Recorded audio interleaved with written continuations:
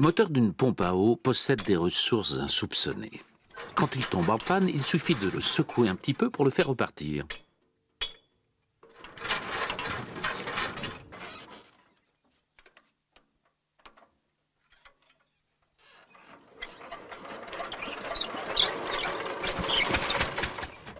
Quand le véhicule qu'il propulse est un 4 roues brinque-ballant, il s'agit d'un Paco-Paco ou Jericho.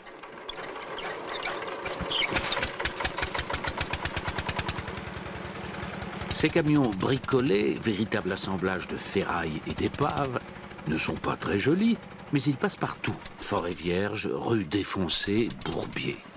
Dans le nord-ouest du Brésil, ils sont devenus indispensables pour les fermiers, les chercheurs d'or et autres artistes de la débrouille installés dans la région. Les Paco-Paco sont le véritable moteur de cette région.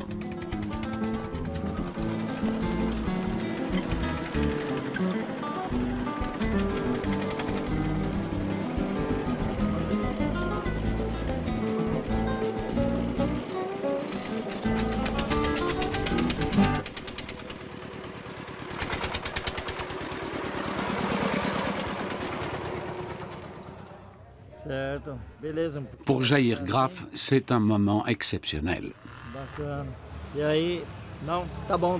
Un nouveau Paco-Paco est livré à son propriétaire.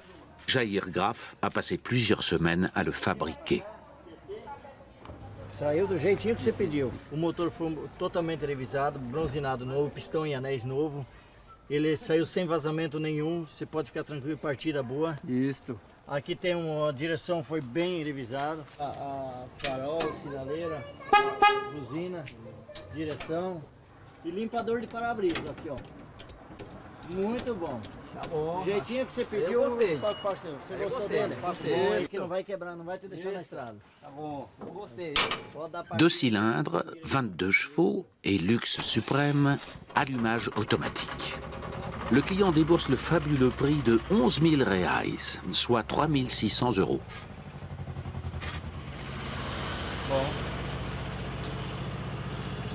Les véhicules qui sortent des ateliers de Jair Graff ont une excellente réputation. Jair Graff dirige depuis 15 ans la société Auto Mecânica Avenida, dans le nord de l'état du Mato Grosso.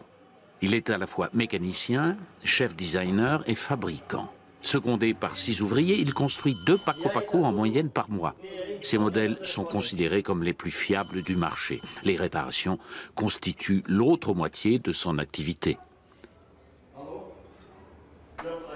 Une nouvelle commande arrive de Novo Progresso, une ville située à 200 km au nord de Peixoto. Un fermier désire un camion robuste et tout-terrain.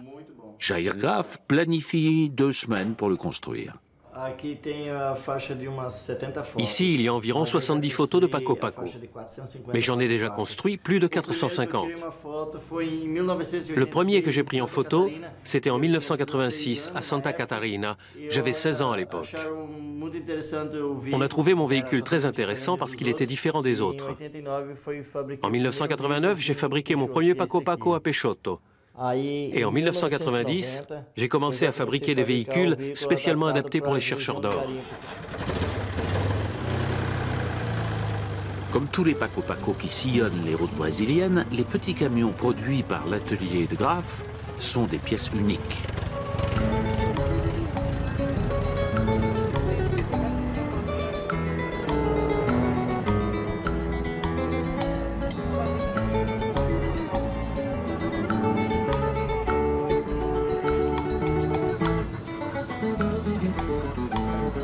La région de Peixoto compte à elle seule 1500 véhicules de ce type.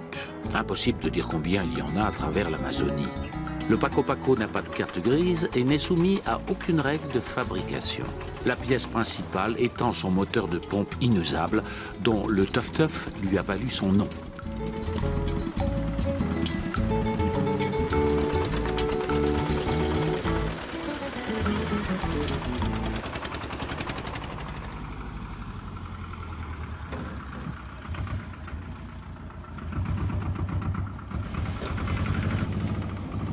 Jair Graf conduit lui-même un petit paco-paco qui lui permet de se déplacer rapidement et facilement.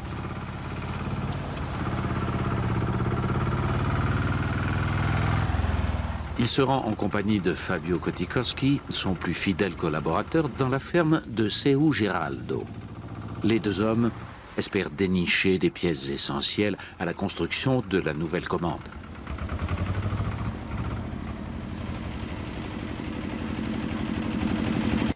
Ô, de casa, seu Geraldo. Bom dia, seu Geraldo. Tudo bom? Tudo bem, senhor. Eu vi uma picape aí no seu terreno. Eu queria ver se o senhor está à disposição de venda ela. Dá uma olhada então. Claro, então.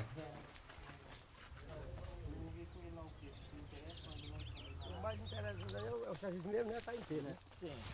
Choveu muito em cima, né? Tem muito mato ali. Muita coisa, né? O pneu já tá bem.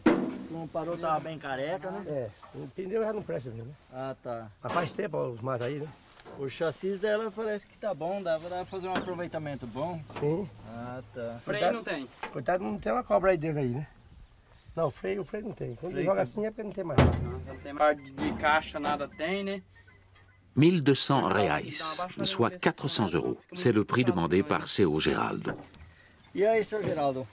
Você chega, o senhor me pediu 1.200 Le constructeur de paco-paco connaît bien le marché de la ferraille. Cette épave sans moteur ni dessous de caisse ne vaut pas plus de 1000 reais. Seu Geraldo finit par accepter. Ce pick-up est en très mauvais état, mais il est très recherché parce que la marque Willys a très bonne réputation. C'est un véhicule à 4 roues motrices, le châssis est très solide, on va modifier différentes choses et en faire un paco-paco très pratique.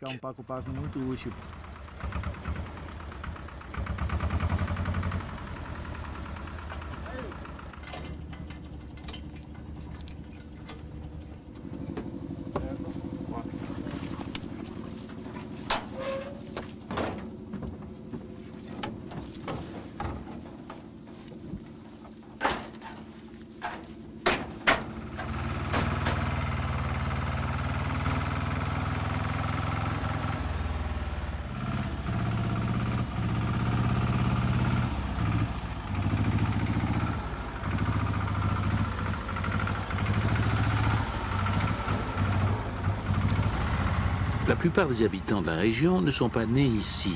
Jair Graf vient du sud du Brésil. Il y a 15 ans, la ruée vers l'or a attiré des milliers d'aventuriers dans cet arrière-pays inaccessible, comme notre mécanicien alors âgé de 18 ans.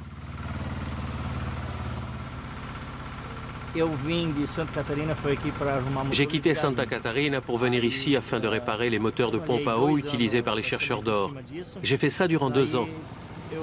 Puis j'ai eu l'idée d'installer ces moteurs dans des véhicules et de faire des paco-paco. Ma chance est venue du fait que de plus en plus de chercheurs d'or se sont tournés vers le travail de la terre et qu'il leur fallait des paco-paco. Il reste encore quelques chercheurs d'or dans la région, mais l'agriculture est plus importante. Et le paco-paco rend d'immenses services aux fermiers.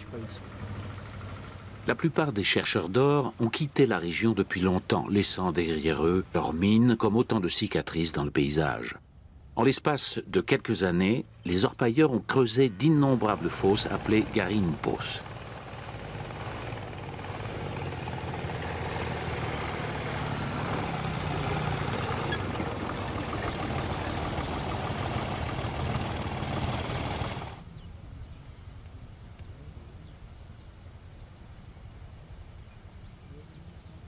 Ed Maribondo est un des derniers à persévérer.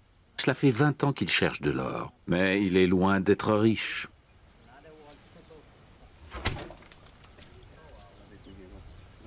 En compagnie de ses collègues, il gère 3 pompes à eau, pièces maîtresses des garimpos.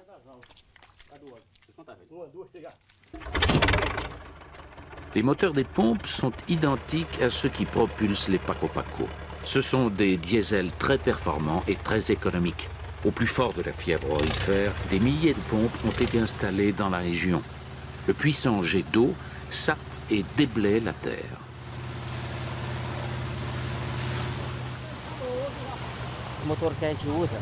Les moteurs qu'on utilise permettent de déblayer de grandes quantités de terre. Malheureusement, l'or est rare aujourd'hui.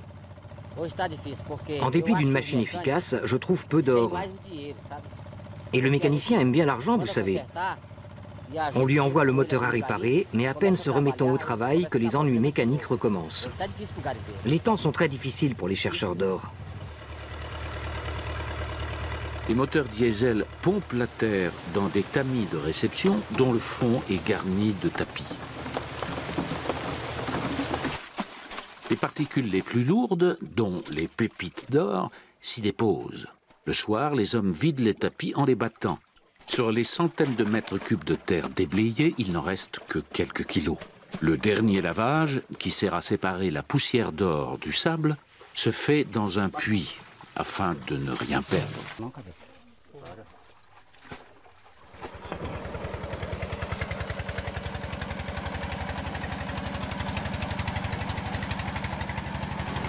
Salmo Macedo est allé chercher un paco-paco à réparer. Le véhicule est bourré de défauts. Le problème principal n'est pas l'absence de frein, ni que le moteur démarre uniquement après avoir reçu des coups.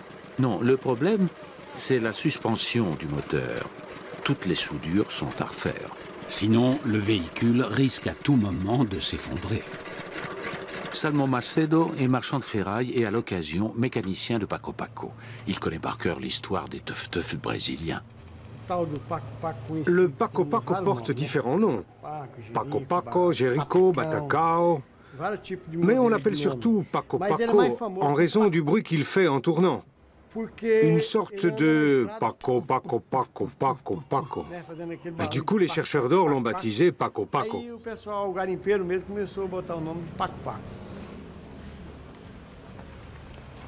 Macedo est le seul ferrailleur de la région. Autrefois, ils étaient plusieurs, mais Macedo a racheté toutes les casses. Sa casse contient toute la ferraille et les épaves abandonnées par les chercheurs d'or. Ceux qui cherchent une pièce de rechange pour leur paco-paco y trouvent toujours leur bonheur.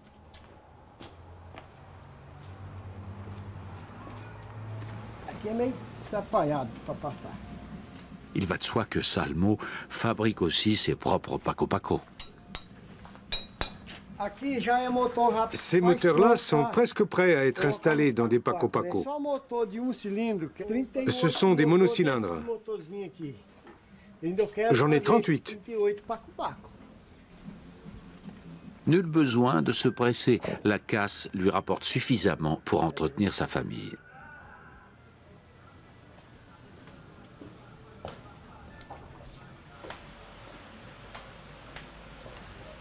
Sa maison est installée à côté de la casse, ce qui lui permet de faire des pauses quand il en a envie ou de s'intéresser aux études de son fils. Já fez a matéria tudo? O teu pai terminando. Ajudar o pai lá, mexer nos motores lá, meu filho.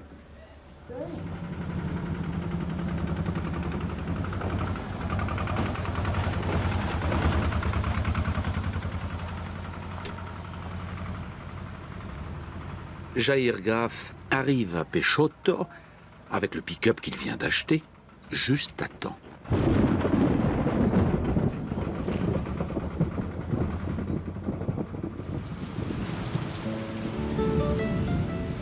Durant les saisons des pluies, le travail en plein air est souvent interrompu par des averses subites.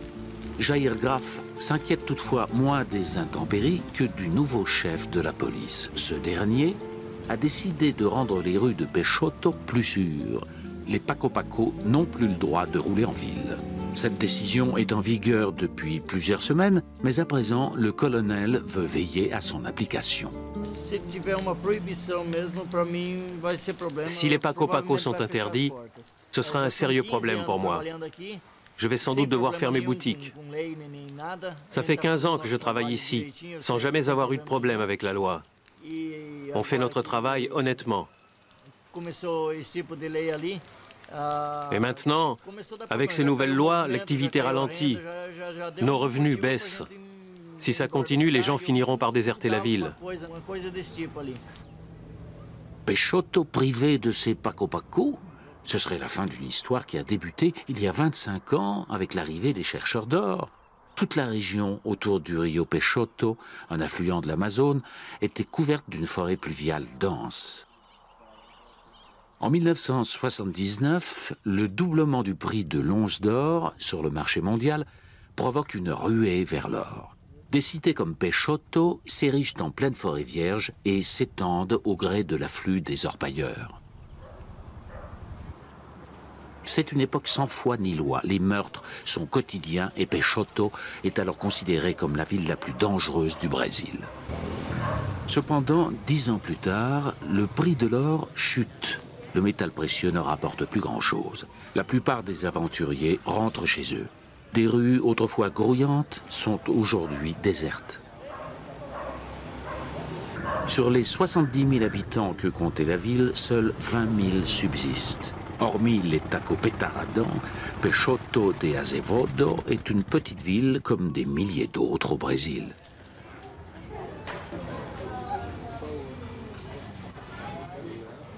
En revanche, la nature de la région est saccagée à jamais. L'État du Mato Grosso tire son nom des immenses forêts qui le couvraient naguère. Il n'en reste pratiquement plus. Les parcelles boisées épargnées par les orpailleurs ont été exploitées par les marchands de bois ou utilisées comme bois de chauffe par les agriculteurs et les éleveurs. La plupart des fermiers vivent dans des fermes isolées surnommées sitios. Afin de suivre leurs troupeaux à travers la campagne, le paco-paco est le moyen de transport le plus efficace et le moins coûteux. C'est un véhicule à tout faire, comme en témoigne Jane Mendes. Le paco-paco nous rend de grands services. À l'époque des semailles, on peut transporter de grandes quantités de semences. En cas d'urgence, on peut se rendre rapidement en ville. On peut transporter une pompe, des poules, tous nos animaux. Comme on dit ici, le Jéricho, c'est nos jambes. C'est notre moyen de transport à nous les pauvres. Notre survie en dépend.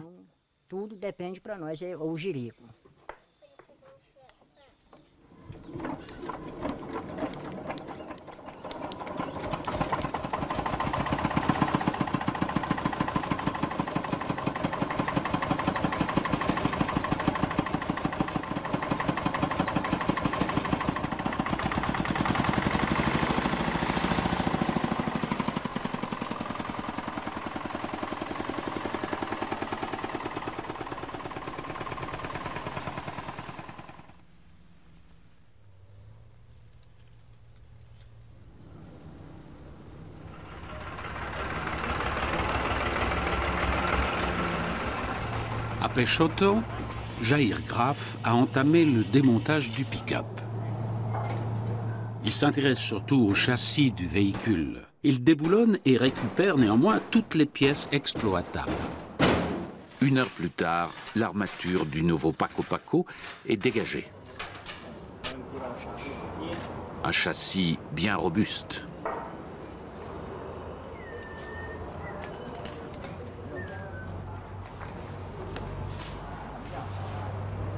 Jair transporte la cabine chez Salmo pour la vendre ou la troquer contre des pièces de rechange. Boa tarde, Sassão. Ô, Jair, tá bom? Tudo bom? Como é que tá? Tudo bem? Tranquilo. Trouxe uma gabina para lhe vender aí. Uma gabina? Sim, estou precisando de umas peças. Vamos ver se nós vamos trocar nessas peças.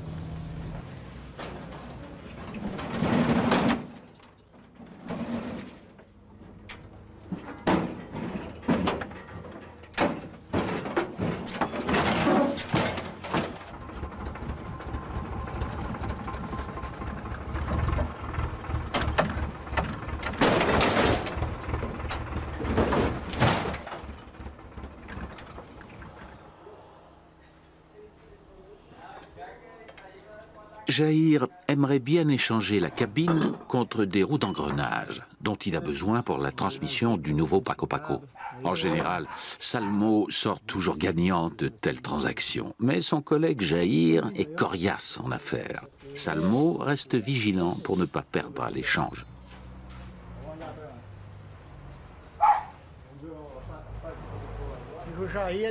Jair est dur en affaires, très dur.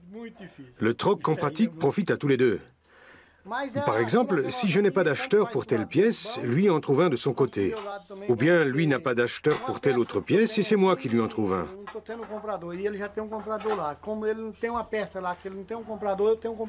On tire tous deux bénéfice de notre collaboration.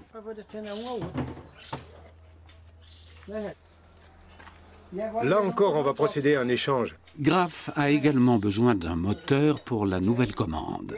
Le ferrailleur présente son meilleur monocylindre, mais le spécialiste fait la moue. Você consegue motor pouco mais completo, que tenha mais coisas aí. Então tá, eu vou atrás de outro motor, melhor. Né? Même si Jair ne trouve pas de moteur, il peut entamer la première phase de fabrication du Paco Paco.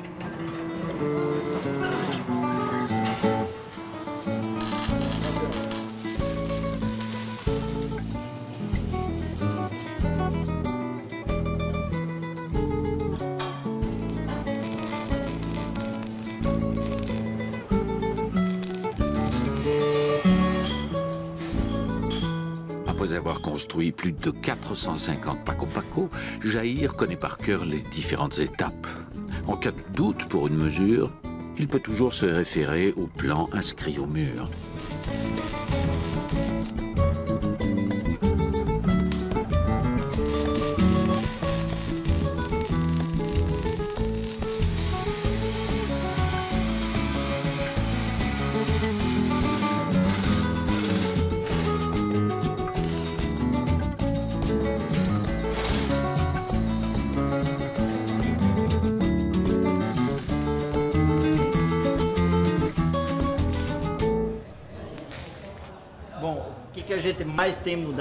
On travaille surtout à consolider nos véhicules. Par exemple, ce pare-choc, on l'a renforcé parce que ce Paco Paco est destiné à livrer du carburant diesel aux tracteurs dans la forêt et qu'il peut heurter des arbres. Il doit être très robuste.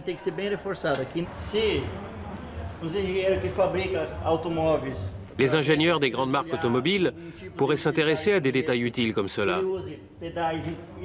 Les pédales arrivent d'en haut et la direction est très souple. Bien qu'elle soit mécanique, elle est aussi légère qu'une direction hydraulique. Si les ingénieurs installaient de telles directions, ce serait bien plus pratique. C'est une chose de conduire sur l'asphalte, c'en est une autre de maîtriser un véhicule sur les mauvaises routes de la région.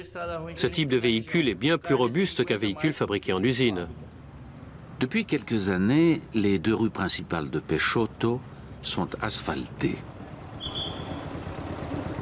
Les propriétaires de Paco Paco s'en réjouissaient, mais leur joie est désormais bel et bien terminée. Les véhicules doivent satisfaire à des critères de sécurité minimum pour pouvoir emprunter des artères comme l'Avenida Brasil. C'est du moins ce qu'a décidé le colonel Valdivino, en poste depuis à peine 3 mois. Mais son règlement n'est pas du tout respecté par les conducteurs de Paco Paco. Du coup, le chef suprême de la police a décidé de durcir le ton.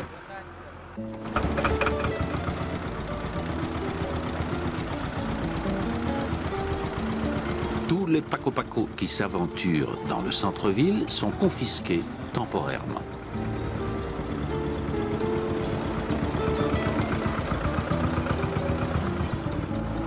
Durant 3 jours, ils doivent rester à la fourrière.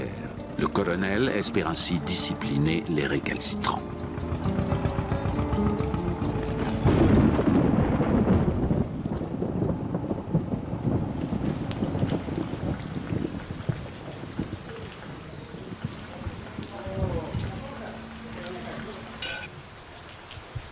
Alors que la police continue de confisquer les tacos en infraction, Salmo s'active pour retaper un Paco Paco.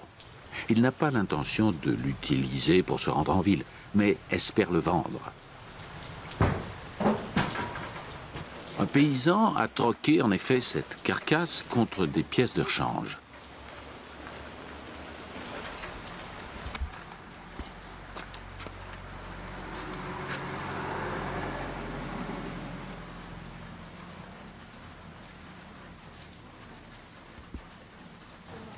Salmo n'est pas expert en circuit électrique ni en mécanique.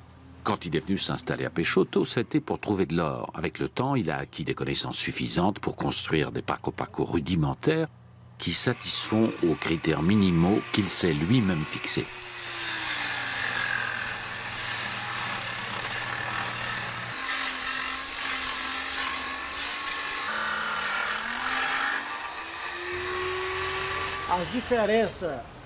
La différence entre nos Paco-Paco et ceux de Jair, c'est que les nôtres sont destinés aux pauvres, aux démunis. On fait des petits Paco-Paco, bon marché. Ceux de Jair sont plus chers et de meilleure qualité.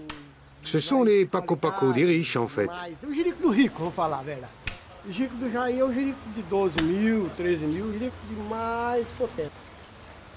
Les Paco-Paco de Jair valent dans les 12 à 13 000 reais.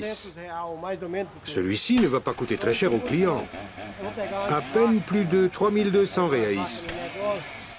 Salmo Macedo n'a qu'un seul credo. Plus le Paco-Paco est simple, moins il faut de temps pour le fabriquer.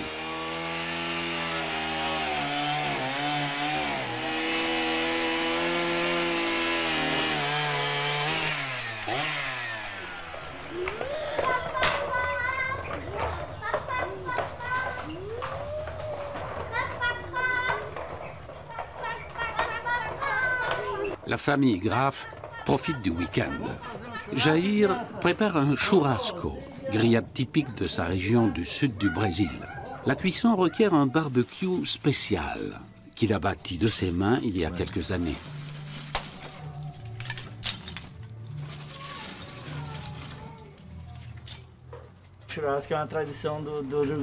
Le churrasco est une tradition du Rio Grande do Sul. Il faut avoir du temps devant soi. Les gens se détendent avec leur famille. On boit une petite bière ou un verre de schnapps ensemble. À Santa Catarina, d'où je viens, la plupart des gens sont d'origine allemande. Leurs grands-parents sont venus d'Allemagne. Plus de 90% de la population sont d'ascendance allemande. Je parle d'ailleurs un peu l'allemand. Krislan, l'épouse de Jair, vient du Maranhão, un état du nord-est exactement à l'opposé de celui de son mari. La majorité des orpailleurs sont originaires du nord-est. Le père de Krislan était lui-même orpailleur. Jair et Krislan se sont rencontrés à Peixoto. Il y a parfois des problèmes. On n'a pas le même tempérament, ni les mêmes origines. Les gens du Sud nous trouvent étranges et se moquent parfois de nous. Ils sont très différents de nous.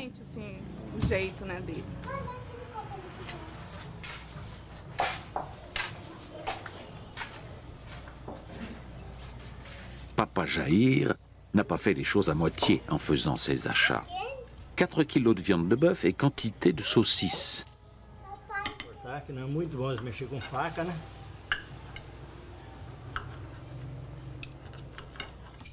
Grâce à la construction de Paco-Paco, Jair a acquis prospérité et prestige à Peixoto. Et tant que cette activité sera lucrative, la table de sa famille sera toujours bien garnie.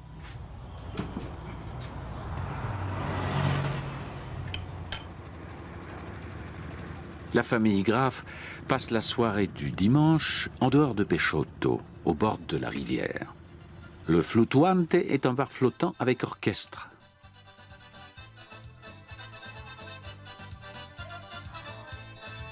Eu danço forró no Batagué de Baiano. Eu me importo o ritmo, arrasto o pé no chão. Esqueça a tristeza e manda tudo pra lá. A festa é um embalo, eu quero mais balançar. Estou no topo e vou voltar pra quebrar. Dou de corda toda pra te validar.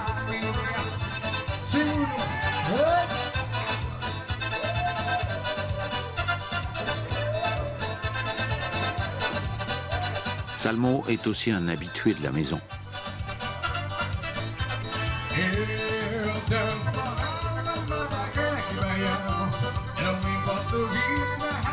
Jair et Salmo s'inquiètent tous deux des mesures prises par le chef de la police. À la 3e bouteille de bière, les deux hommes imaginent un moyen de protester contre le nouveau règlement. Ils décident d'organiser une sorte de motocross pour Paco-Paco. Démonstration de force destinée à faire pression. Les hommes se répartissent les tâches. Jair cherchera un terrain pour la course en dehors de la ville. Salmo se chargera de la publicité.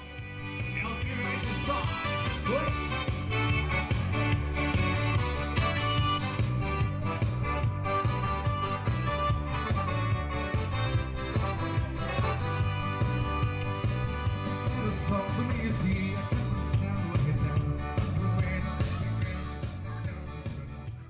Salmo est en route pour acheter un nouveau moteur à 20 km au nord de Peixoto. On sillonne toute la région pour acheter des moteurs destinés à équiper de nouveaux paco-paco. On va voir les garimpeiros et tenter de négocier.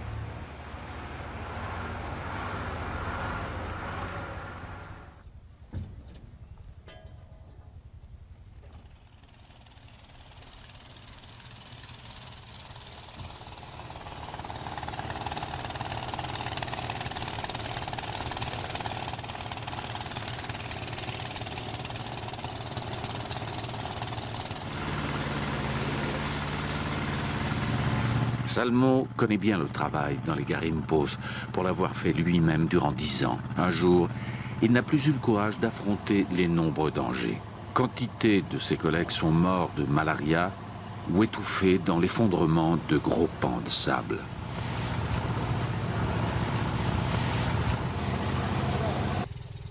Plusieurs hommes ont jeté l'éponge au garimpo de Edmaribondo. Depuis lors, une des pompes est à l'abandon.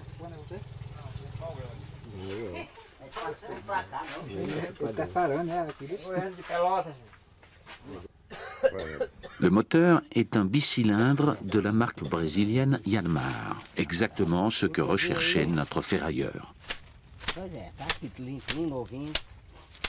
E quanto você está pedindo nele? Para esse motorzinho, tu sabe o preço do motor desse, não é barato, né? Mas para ti eu vou deixar por 1.500. Mas está muito caro. Está muito caro. Eu só vou vender esse motor porque ele está parado e eu não tenho onde colocar ele para... Le marchandage dure une dizaine de minutes. Salmo finit par imposer son prix 500 reais, ou 170 €, un tiers de la valeur réelle du moteur. Certo? Tá bom. Obrigado, Miguel. Mas eu só te vendi esse motor desse preço que nem eu tô te falando. Eu tô arrebentado. Só tem menino motor. Olha, rapaz, eu já vou levar meu motor. Vai. Vai.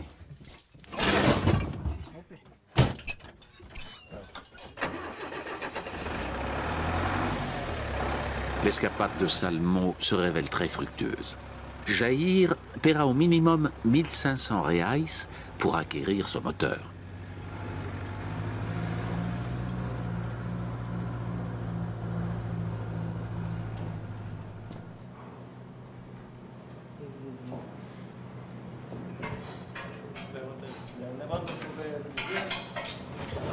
Trois jours plus tard, Jair a fini de préparer le moteur pour le monter. Ça, c'est le moteur du garimpo que j'ai acheté à M. Salmo. C'est un Yanmar, un très bon moteur. Dans un paco-paco, il ne consomme qu'1 litre de diesel pour 15 km. J'ai installé le chapeau de distributeur d'une moissonneuse-batteuse, la boîte de vitesse et l'embrayage d'une Chevrolet C10 et le vilebrequin d'un pick-up Willys. On bricole pour ajuster le tout, mais ça marche très bien. C'était un très bon achat, ça va être parfait. Entre-temps, Salmo s'occupe du cross de Paco-Paco. Ce dernier doit avoir lieu dimanche, c'est-à-dire dans 3 jours. Expert dans le rafistolage de vieilles voitures, Salmo excelle aussi dans le battage publicitaire. Il alerte la presse et passe à la télé.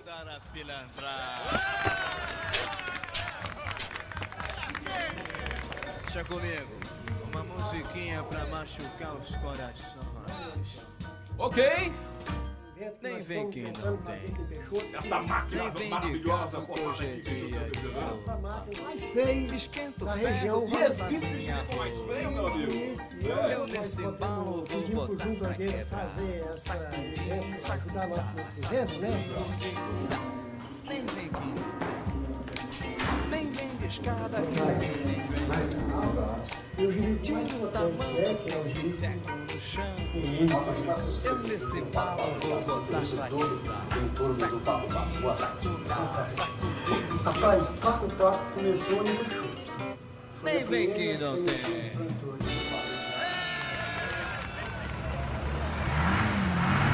Mercredi soir, plusieurs propriétaires de Paco-Paco se sont réunis devant le conseil municipal. Ils veulent que la municipalité clarifie une fois pour toutes la question des Paco-Paco. Auparavant, à Peixoto, le droit coutumier primait sur le code de la route. Aujourd'hui, les conducteurs de Paco-Paco doivent se battre pour obtenir le droit d'utiliser leur véhicule pétaradant.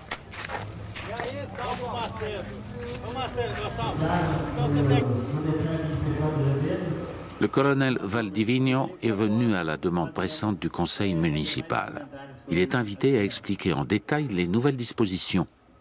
Le chef de la police commence par le règlement sur les plaques minéralogiques. À l'avenir, seuls les Paco-Paco dûment enregistrés pourront circuler sur la voie publique. Mais ce n'est pas tout. Lembrando que no dia do cadastramento aqui, os senhores deverão apresentar o veículo dos senhores com toda a sinalização devida. Farol, pisca-pisca, tá? O sistema de freio tem que estar funcionando. A luz de freio está dispensada, não precisa ter luz de freio não, luz de ré, né? Toutefois, le problème principal, c'est l'interdiction de circuler dans le centre-ville. Jair est particulièrement remonté contre ce règlement. Après un houleux débat, le colonel fléchit et fait des concessions. Les Paco-Paco ont désormais le droit d'emprunter les voies en terre de la ville et de croiser les grandes avenidas, provisoirement en tout cas. Ça va être un peu compliqué, mais tout n'est pas perdu. Un Paco-Paco mis aux normes doit pouvoir circuler sur une avenue. Après la réunion des propriétaires de Paco-Paco, nous reparlerons au colonel pour obtenir l'autorisation.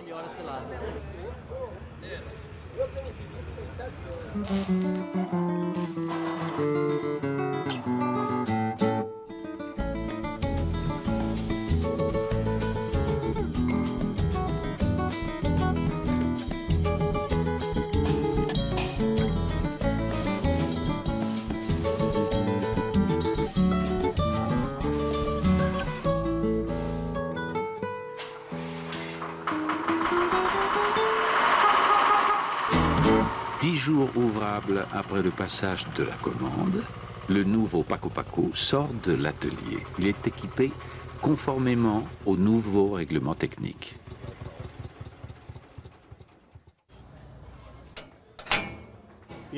J'aime tous les Paco-Paco qu'on a construits, mais celui-ci est sans conteste un des meilleurs.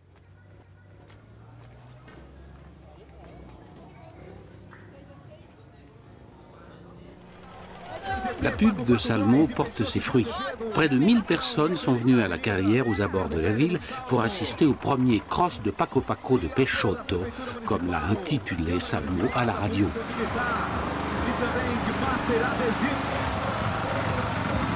Après quelques hésitations, le chef de la police a autorisé la course. Pour plus de sûreté, il a tout de même envoyé quelques policiers. 20 Paco-Paco se présentent au départ. Ils sont inscrits dans 3 catégories, monocylindre, bicylindre et tricylindre. Le gagnant remporte les droits d'inscription des autres concurrents. Le premier prix est doté de 200 reais, ou 60 €. Fabio défend les couleurs de la société Automeccanica Avenida de Jair. C'est le grand favori dans la classe des bicylindres. Le neveu de Salmo espère remporter la course des monocylindres dans le tout nouveau cabriolet, une merveille que Salmo a réalisée à coups de fraiseuse et de scie à moteur. Ici, avec seulement 2 heures de retard sur l'horaire annoncé, le départ est plutôt ponctuel.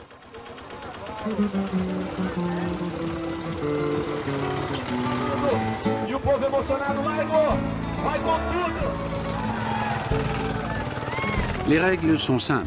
2 Paco-Paco de même catégorie concourent l'un contre l'autre. Les bolides doivent accomplir 4 tours de piste. Le vainqueur est qualifié pour le tour suivant.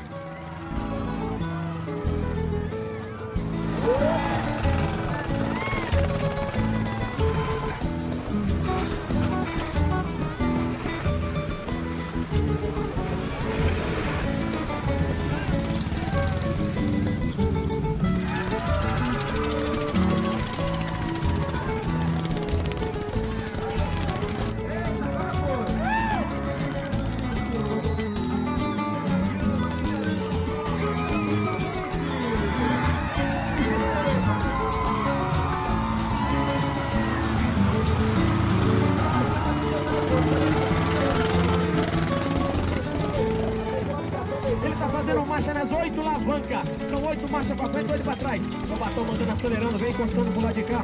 Quem é o outro piloto? O outro piloto. Carlos, fazendo a curva numa velocidade para a esquerda, vai aproximar, vai dar um pega no final, vem preparando o carro.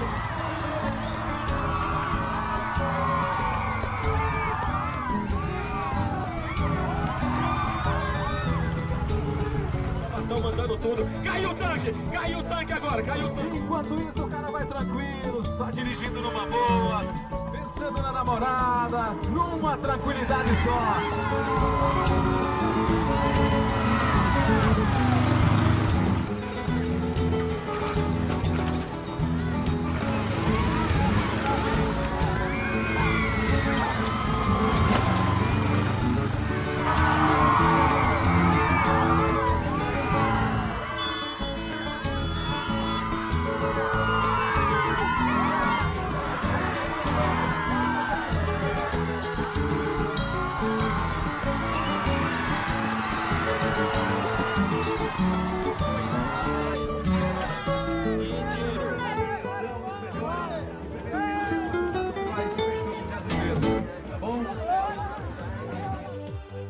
Deux victoires. Le neveu de Salmo remporte la course des monocylindres et Fabio celle des bicylindres. Les écuries de Salmo Macedo et de Jair Graf ne pouvaient rêver meilleur résultat. Le cross est un véritable succès. C'est la première fois que tant de conducteurs de Paco Paco se réunissent. Après la course, ils défilent tous en triomphe dans le centre-ville jusqu'au commissariat central, histoire de prouver au colonel que les Paco Paco sont encore là, et pour un bon bout de temps.